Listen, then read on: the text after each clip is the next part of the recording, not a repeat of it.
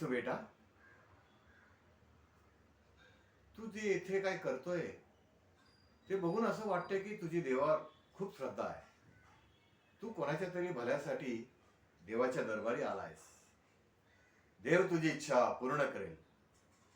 माणसाची जसं कर्म असतात तशी फळं भोगावीच लागतात.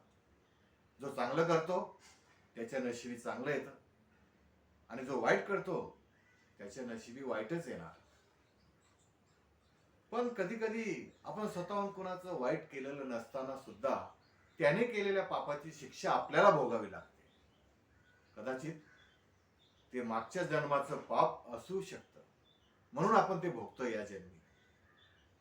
पण तू तुझ्या कुटुंबासाठी जे काय करतोय ते खूप चांगलं आहे. देव तुझं भलं करो. मी एवढं जास्त कोणाशी बोलत नाही, पण का कुणास ठाऊक तुला बघितल्यावर तुझ्याशी बोलावंसं वाटतं.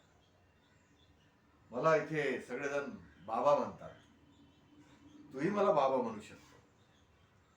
तसे तू माझ्या मुलासारखा आहेस. मी तुला बेटा म्हणेन, तू मला बाबा म्हण. बाकी सगळं देव बघेल. हर हर महादेव, हर हर महादेव.